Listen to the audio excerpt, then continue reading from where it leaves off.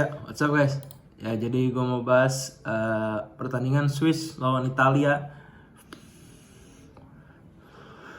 di mana yang mewujudkan Swiss menang 2-0 atas Italia.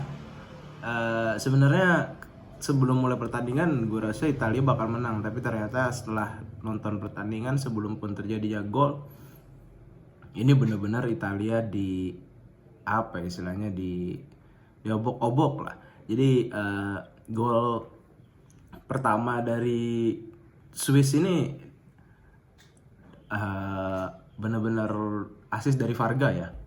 Ya Varga juga punya kontribusi cukup bagus, dan Freuler berhasil mencetak gol, dan itu kiper sekelas Donnarumma pasti bakal susah untuk menghalau bola seperti itu gitu. Dan which is 1-0, tapi di awal babak pertama sampai babak pertama pun Italia nggak banyak banget dapat peluang gitu. Ball position Swiss berani keluar, berani inisiatif untuk di babak pertama ya, untuk menguasai bola, inisiatif untuk menyerang 58-42 ya, dimana benar-benar Italia nggak ada big chance sama sekali gitu, paling cuman satu shot on target atau mungkin nggak ada. Tapi Swiss bener-bener efektif, mereka berani ngepress, dan mereka membuat build up Italia ini susah gitu. Jadi Italia susah banget untuk pegang bola, Swiss bener-bener ngepress, dan ya akhirnya mereka crossing ke depan, long ball ke depan, tapi kembali lagi akurasi passing mereka jelek dan jarak antar pemain itu sangat jauh gitu. Jadi ya susah gitu. Dan Swiss, gue salut sih untuk Swiss yang mungkin bukan tim istilahnya favorit, tapi berani ambil inisiatif buat menyerang, buat ngepres melawan tim yang notabene adalah juara Euro 4 tahun lalu kan. Ya walaupun pemainnya udah berbeda ya, kebanyakan pemain yang juara Euro itu udah gak main lagi, sekarang cuma beberapa pemain doang. Akhirnya babak pertama minim serangan dari Italia, sampai pun di babak kedua Swiss masih menekan Italia. Akhirnya mereka dapat gol di menit ke-46, itu shootnya dari Vargas, itu keren banget, dan susah untuk diantisipasi Donnarumma. Which is 2-0. Dan setelah 2-0 Swiss agak sedikit mulai longgar nih untuk bertahan. Jadi Italia bisa menguasai bola, bisa build up serangan, tapi kembali lagi yang mereka lakukan cuman crossing kiri kanan gitu, terus juga mencoba through pass, tapi sayangnya nggak ada serangan-serangan yang berbahaya dan efektif gitu. Walaupun di babak kedua mungkin Italia lebih menguasai ya, nggak menguasai possession ya, tapi untuk serangan big chance pun mereka nggak ada serangan-serangan yang berbahaya. Terus mereka coba shoot di luar kotak penalti atau dari lini kedua, itu pun juga nggak efektif. Dan kembali lagi ini bapuk banget sih serangan Italia, bener-bener mereka kacau sih. Dan gue rasa Ruben Vargas bermain cukup bagus untuk match kali ini, dan juga Granit Xhaka yang dibilang udah habis, tapi dia bisa improve, dia bermain di Leverkusen. Kanji juga bagus. Praktis mereka apa ya, unity-nya dari Swiss ini bermain sistemnya pakem, terus juga kerjasama antar pemain. Walaupun tidak ada pemain-pemain top di sana, tapi mereka bisa setidaknya memberikan kejutan lah di 16 besar Euro kali ini.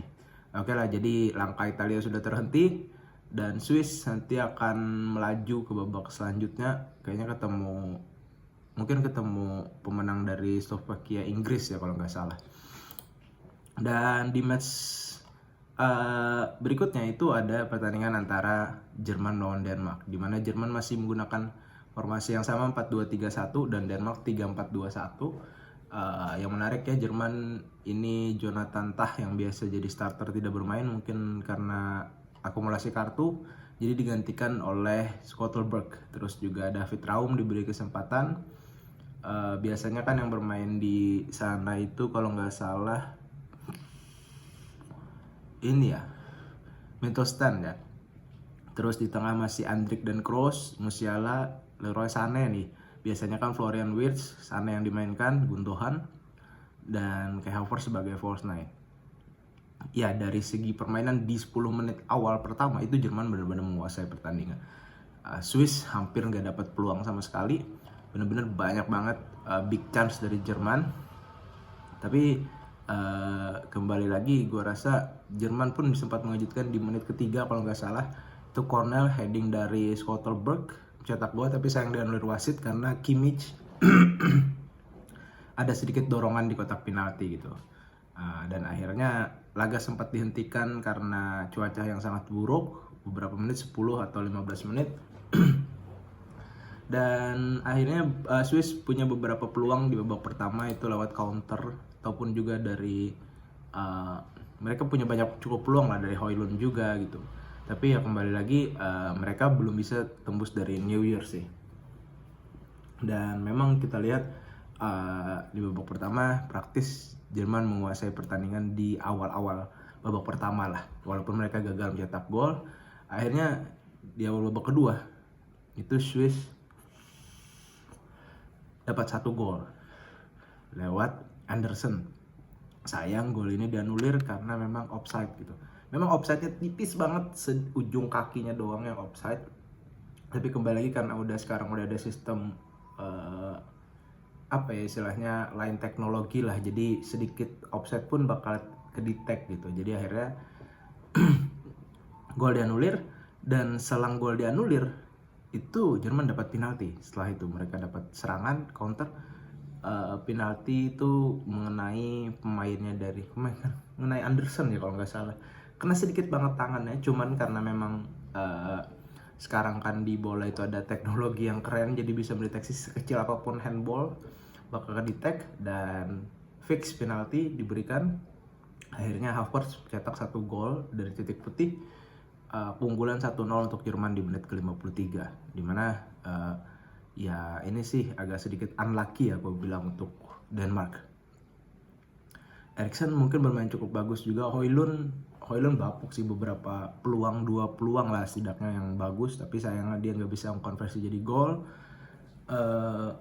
Ya ini dapat penalti dan gol dianulir, gue rasa kurang beruntung lah Denmark ini. Masuk setelah gol itu berubah pertandingan. Jerman jadi lebih lepas, Jerman lebih berani mengambil terutama memanfaatkan long ball ke depan gitu. Jadi dia memanfaatkan space di mana mereka punya Sané, punya Musiala, punya Havertz juga yang punya speed.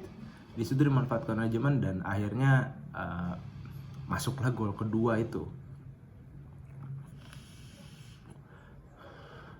dari Musiala ya. Assist dari Schlotterberg di mana dia melihat lini yang kosong dan Musiala lari untuk mengejar bola, dan which is pemain Denmark udah kelelahan untuk ngejar karena memang Denmark ini kan dari babak pertama pun mereka digempur habis oleh Jerman, jadi mereka benar-benar susah untuk bangun serangan, di mana mereka kelelahan juga, dan ini dimanfaatkan oleh Jerman untuk memanfaatkan space di belakang defender gitu, dan akhirnya terjadilah gol yang kedua, dimana gue rasa setelah gol kedua ini ya Jerman udah memastikan bahwa mereka bakal lolos, dan mereka ketemu antara pemenang dari Spanyol lawan Georgia kalau nggak salah. Ya ini menarik sih, kalau Spanyol menang bakal langsung ketemu Jerman nih. Ya gue rasa dari pertandingan ini memang Swiss sedikit tidak beruntung lah, walaupun kualitas pemainnya kita tahu Jerman di atas Swiss, tapi ya kembali lagi mereka bisa berikan perlawanan, terutama sampai babak pertama lah sebelum terjadinya gol penalti itu Swiss benar-benar bisa memberikan perlawanan. Defense mereka cukup solid, mereka punya beberapa peluang dari counter juga, tapi ya kembali lagi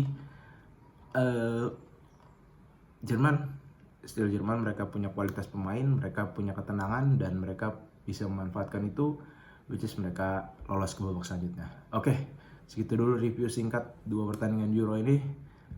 Memang Jerman agak sedikit kesusahan waktu awal-awal babak, tapi setelah gol penalti itu mereka bisa bermain lebih pas lagi.